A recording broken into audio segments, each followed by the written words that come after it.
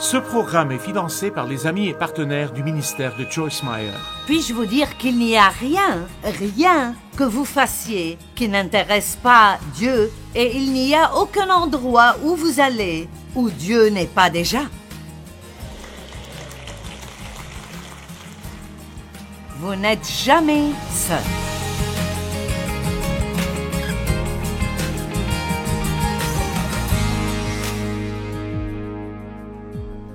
Ça m'émerveille. Je suis toujours émerveillée par combien il y a de choses dans un seul chapitre de la Bible. Mais si nous lisons rapidement, nous manquons souvent beaucoup de ce qu'il y a. Et donc aujourd'hui, je veux partager avec vous sur Jean chapitre 21. Dans Jean chapitre 21, il y a 9 leçons juste dans ce chapitre de la Bible. Je ne vous promets pas que nous parlerons de tous les 9 parce que je sais qui je suis, mais nous ferons de notre mieux. Jean chapitre 21, verset 1. Après, Jésus se montra encore aux disciples sur les bords de la mer de Tibériade. Et voici de quelle manière il se montra. Donc, essayez juste d'imaginer ceci. Simon-Pierre, Thomas, appelé Didyme, Nathanaël de Cana en Galilée, les fils de Zébédée et 2 autres disciples étaient ensemble. Donc, ils étaient là ensemble en groupe et pensaient à ce qu'ils devraient faire comme nous le faisons. Et Simon-Pierre dit aux autres, « Je m'en vais pêcher. » Point d'exclamation. Maintenant, ceci m'a toujours marqué parce que il y a un point d'exclamation là. Donc, il l'a sûrement dit en marquant ces mots ou, et je ne sais pas pour sûr, mais peut-être que Pierre et quelques-uns des disciples étaient juste un peu frustrés. Vous savez, ils avaient ces pensées à propos de Jésus et ce qui allait arriver. Et le voici qui est mort et il n'est plus là. Et peut-être qu'ils ont pensé qu'il allait revenir et faire quelque chose, et ils ne l'ont pas vu pendant un moment. Et donc, Pierre était un pécheur avant que Jésus ne l'appelle. Et donc, c'est un peu comme s'il avait décidé qu'il allait revenir à ce qu'il faisait avant. Vous devez faire attention si vous sentez que Jésus n'a pas apparu dans votre vie pendant un moment et ne pas décider de revenir à ce que vous faisiez avant. Amen. C'est la leçon que nous n'aurions pas apprise si nous n'avions pas ralenti pour regarder cela. La deuxième chose ici est, ils lui dirent, « Nous y allons avec toi. » Point d'exclamation. Eh bien, j'aime ça aussi. Savez-vous qu'un leader ou la tête d'une famille, ils ont un certain don de persuasion. Et c'est assez mal de pécher vous-même, mais c'est doublement mal quand vous y poussez d'autres avec vous. Et donc, c'est vraiment intéressant que tout ce que fait un leader, sans même vraiment dire aux autres de le faire, les gens le feront aussi. Il y a des années, lorsque j'ai commencé à travailler dans un ministère de femmes, mes cheveux étaient un peu plus longs et je les relevais avec un bandeau. Et il était décoré. Et je n'ai jamais dit à personne de le faire, mais ça n'a pas pris longtemps pour que presque toutes les femmes de l'église mettent un bandeau. Les cheveux tirés en arrière. Vous devez donc comprendre que si vous voulez diriger quelque chose, vous feriez mieux de guider les gens dans la bonne direction parce que vous n'êtes plus seulement responsable de vous-même, mais vous êtes aussi responsable des choses dans lesquelles vous les guidez et dirigez. De même pour la parentalité. Vos enfants vont faire beaucoup plus ce qu'ils vous voient faire que ce que vous leur dites de faire. Amen. Vous voyez ce que nous apprenons déjà? Maintenant. Alors ils sont allés et ils sont montés dans le bateau. Et voici le message suivant. Mais la nuit s'écoula sans qu'il n'ait rien attrapé. Vous voyez ce qui se passe quand vous faites juste vos propres plans? Oh, il ne se passe rien, je vais pêcher. Oui, nous allons venir avec toi. Et ils n'ont rien attrapé. Certains d'entre vous n'ont rien attrapé depuis longtemps.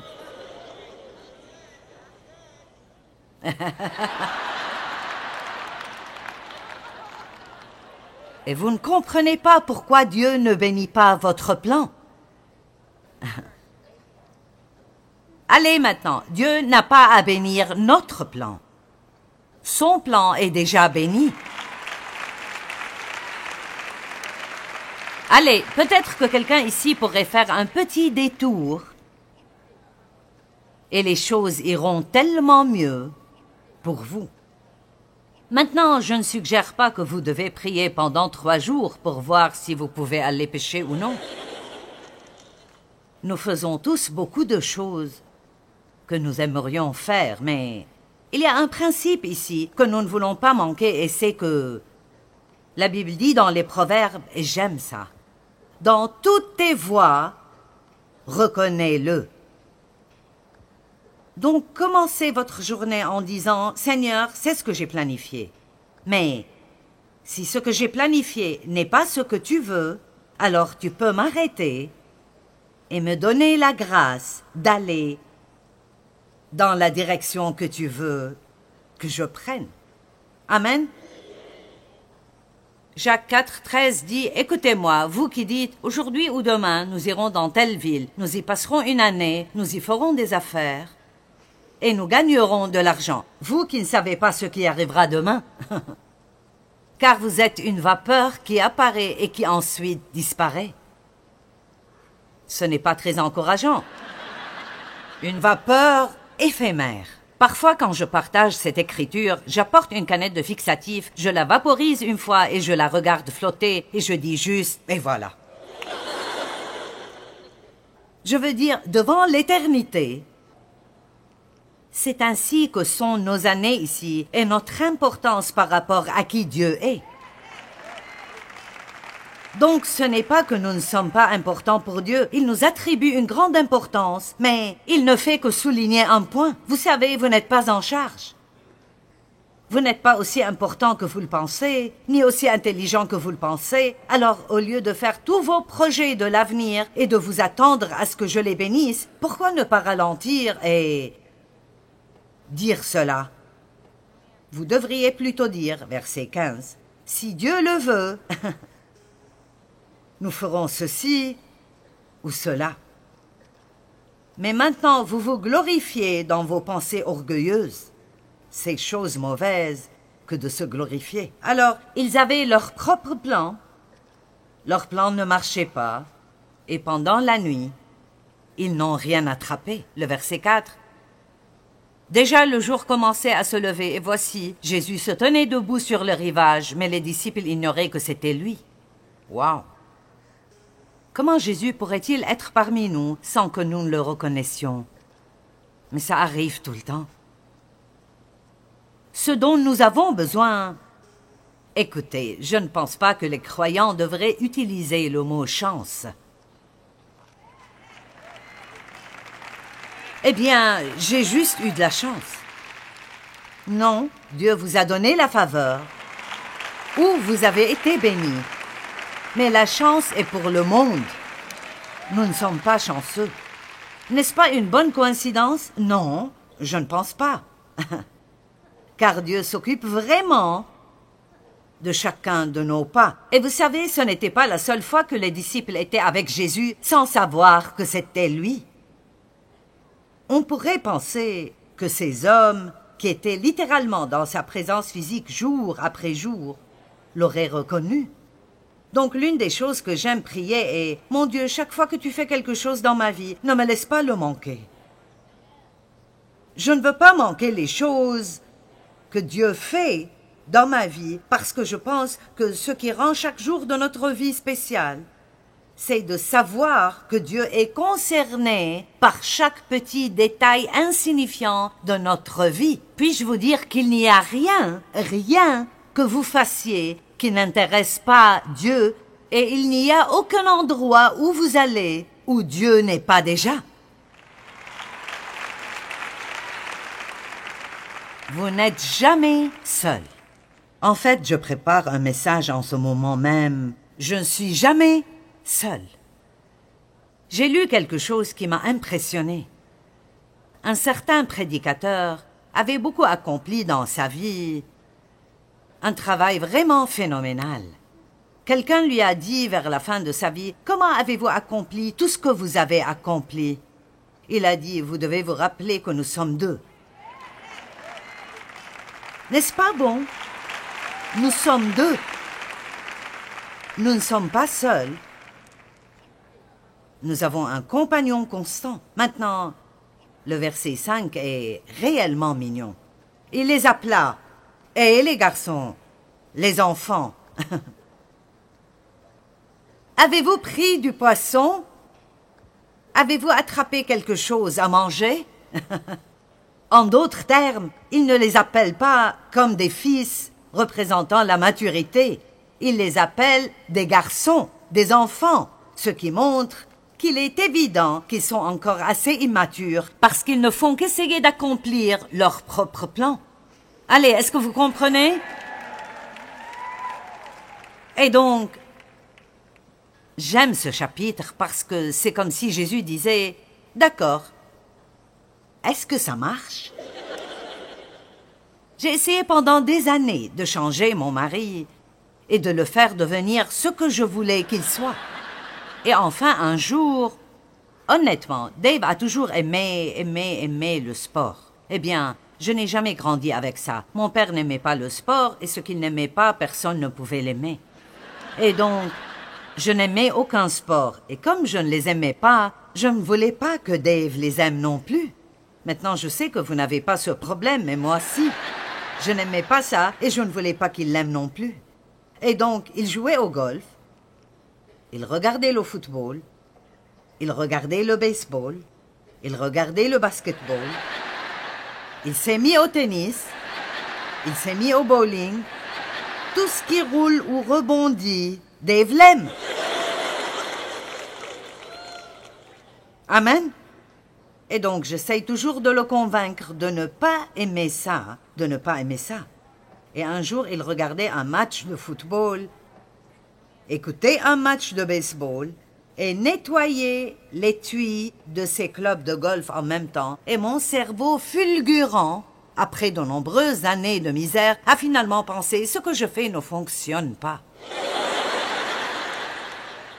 Alors je pourrais juste vous demander aujourd'hui, est-ce que ce que vous faites marche?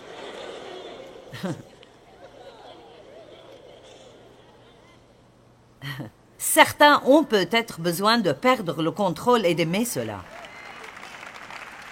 Allez, peu d'entre vous comprendront ça. Ça ferait un bon livre, être hors de contrôle et aimer cela. Autrement dit, à quel point serait-ce merveilleux si nous pouvions arriver au point où nous savons que nous n'avons pas la capacité de gérer le monde et de faire en sorte que tout le monde dans l'univers fasse ce que nous voulons qu'il fasse. Mon Dieu! Ah, si nous pouvions passer une journée entière sans avoir d'opinion sur ce que font tous les autres. Les garçons, les enfants, votre plan fonctionne-t-il? Non. Point d'exclamation. Et il leur dit alors, jetez le filet du côté droit du bateau. Allez, quelqu'un ici a besoin aujourd'hui de jeter votre filet du côté droit du bateau parce que vous avez pêché du mauvais côté du bateau et vous n'avez rien attrapé? Le titre de ce message aujourd'hui est « Dieu, que veux-tu que je fasse ?» Parfois nous disons « J'ai fait tout ce que je sais faire et rien ne fonctionne. Mon Dieu, que veux-tu que je fasse ?» Mais je suis en train de poser une question plus sincère. « Mon Dieu, que veux-tu que je fasse ?» Je peux le répéter si vous ne l'aimez pas tous. « Mon Dieu, que veux-tu que je fasse ?» Vous savez, parfois quand je suis au milieu de quelque chose, si je m'arrête juste pour dire « Mon Dieu, je me sens vraiment frustré, j'ai perdu la paix ici, que veux-tu que je fasse ?» Si souvent je l'entends juste dire « Laisse tomber ». Tu n'y peux rien de toute façon. Laisse-moi m'en occuper. Vous savez, il y a tellement de choses dans nos vies que Dieu veut prendre en charge. Mais il ne le fera pas, à moins que vous ne le laissiez. Remettez vos soucis au Seigneur et il prendra soin de vous. Tout d'abord, nous devons cesser d'essayer de tout faire et montrer que nous faisons confiance à Dieu. Alors il leur dit au verset 6, « Jetez le filet du côté droit du bateau et vous en trouverez. » Ils lancèrent donc le filet et ne purent plus le remonter, tellement il y avait de poissons. J'aime ça. Combien d'entre vous aimeraient qu'un gros camion s'arrête dans votre allée et jette simplement des tas de bénédictions juste devant votre porte? Amen. Le disciple que Jésus aimait dit alors à Pierre, « C'est le Seigneur !» Grande révélation. Lorsqu'il a vu le miracle, une autre leçon ici. Il a cru que c'était Dieu. Mais vous savez, Jésus a dit à Thomas, qui avait dit « Je ne croirai pas à moins que tu ne me montres ton côté et tes mains, les cicatrices sur ton côté et tes mains. » Jésus l'a rencontré là où il était. Il nous rencontrera où nous sommes. Et alors il lui a montré pour que Thomas puisse croire. Mais ensuite il a dit « Heureux ceux qui croient et qui n'ont pas vu. » Et c'est facile de vous enthousiasmer si vous avez reçu votre guérison. C'est facile de vous enthousiasmer si vous avez eu votre miracle, si vous avez eu votre percée. Mais n'oubliez pas comment c'était alors que vous receviez encore le témoignage que vous donnez maintenant. La seule façon d'obtenir un témoignage est de passer par un test. Et comme nous l'avons déjà dit, nous devons aimer Jésus tout autant lorsque les choses ne se passent pas comme nous le souhaitons que lorsqu'ils le font. Et je crois fermement que si vous ne pouvez pas aimer Dieu dans les moments difficiles, vous ne l'aimerez pas dans les bons moments. Et je sais que les gens pensent que cela n'a pas de sens, mais c'est la vérité. Parce que nous sommes plus enclins à chercher Dieu quand nous avons un besoin que nous le sommes quand nous n'avons pas de besoin. Donc si vous l'aimez tout autant dans la vallée que vous l'aimez sur la montagne, vous resterez probablement au bon endroit et respecterez vos priorités. Peut-être que vous avez obtenu votre percée maintenant et vous avez réussi et tout va bien pour vous. Mais n'oubliez pas d'avoir de la compassion pour ceux qui ne l'ont pas encore eu. Et n'oubliez pas que si vous n'avez pas besoin d'un miracle maintenant, cela ne veut pas dire que vous n'avez pas besoin de Jésus autant à chaque moment de votre vie. Parce que vous savez quoi? Quand il a dit « Sans moi, vous ne pouvez rien faire », il l'entendait. Amen. Puis le disciple que Jésus aimait dit alors à Pierre, « Et vous savez, Jean a écrit le livre de Jean. Et il s'est constamment appelé « Je suis le disciple que Jésus a aimé ». Maintenant, je suis assez comme Pierre pour savoir que ça me gênerait. Je suis le disciple que Jésus a aimé. C'est comme « Qui penses-tu être ?» Quelle confiance il a dû avoir! Plus qu'aucun autre disciple, il était concentré, non pas sur son amour pour Jésus, mais sur l'amour de Jésus pour lui. Et il a vécu plus que les autres. Amen. C'est un message différent. Le disciple que Jésus aimait dit alors à Pierre, « C'est le Seigneur. » En entendant que c'était le Seigneur, Simon-Pierre remit sa tunique qu'il avait enlevée pour pêcher et il se jeta alors à l'eau. Les autres disciples regagnèrent la rive avec le bateau en remorquant le filet plein de poissons car ils n'étaient qu'à 100 de mètres du rivage.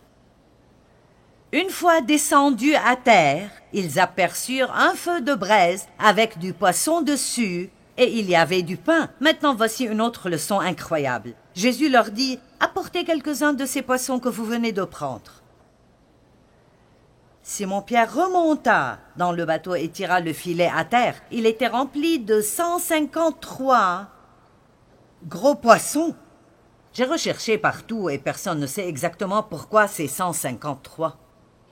La seule chose que j'ai trouvée, et ce n'est même pas certain que ce soit vrai, c'est que quelqu'un a dit qu'il y avait 153 espèces de poissons différentes à l'époque et qu'une partie du miracle était qu'il y avait un poisson de chaque espèce. Mais je pense que si pour aucune autre raison, ces poissons ont été comptés et cela a été enregistré dans la Bible juste pour nous montrer la grande attention que Dieu accorde à chaque petit détail de notre vie.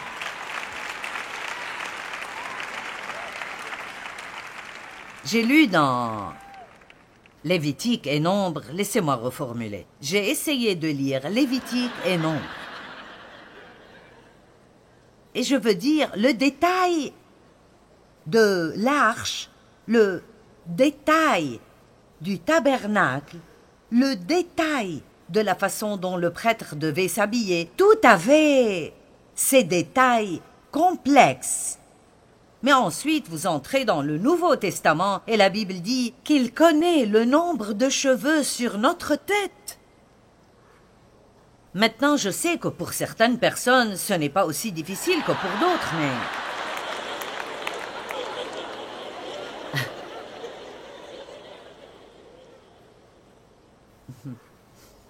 Amen. Pensez-y une minute. Je ne sais pas ce que nous pensons. Dieu n'est pas simplement pour les urgences. Le grand avantage d'être chrétien, c'est d'avoir un assistant, un compagnon, un ami. Il n'y a plus l'un de vous, il y a deux d'entre vous. Hier soir, un grand nombre de personnes ont reçu le Christ et je prie que la même chose se produise aujourd'hui, car vous ne voulez pas vivre votre vie seule et faire vos propres plans et passer votre vie à ne rien attraper.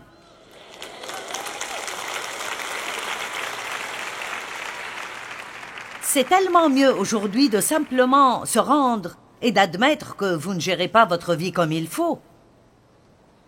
Demandez à Jésus de prendre la relève. Amen. Demandez-lui d'entrer et de contrôler et de prendre la relève. Et puis j'aime cela, le verset 13, je secoue la tête chaque fois que je vois ça. Et Jésus vint et prit le pain et le leur donna, ainsi que le poisson.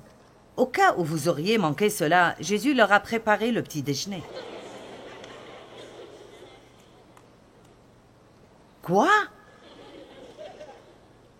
Le Seigneur ressuscité. Il était mort, était allé en enfer, avait pris les clés de l'enfer et de la mort de Satan, était sorti de cette tombe victorieux, avait pris son sang dans le Saint des Saints, était revenu pendant les 50 jours, s'est manifesté, lui, le ressuscité, le roi des rois, le Seigneur des seigneurs, celui qui est tout de tout.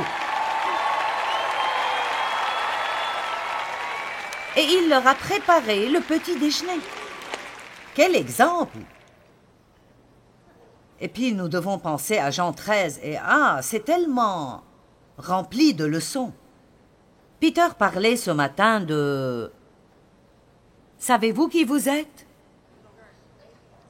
La seule façon de vraiment servir les autres avec une bonne attitude est de savoir qui vous êtes. Jésus savait qui il était. Alors il n'avait pas à prouver qui il était. Il a préparé le petit déjeuner.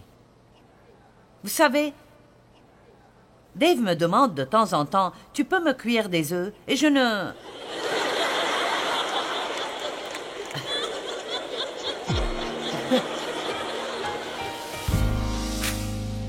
Je veux dire, je cuisinais beaucoup quand mes enfants étaient petits, mais j'ai abandonné cela il y a longtemps et maintenant ma famille est heureuse. Nous disons que lorsque quelqu'un me parle de petit déjeuner, je n'ai pas la bonne attitude de Jésus.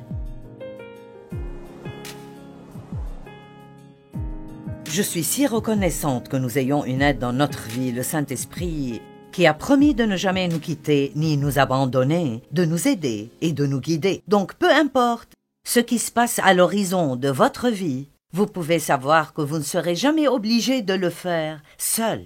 Et vous pouvez jouir pendant que vous le faites, vous pouvez profiter de votre vie.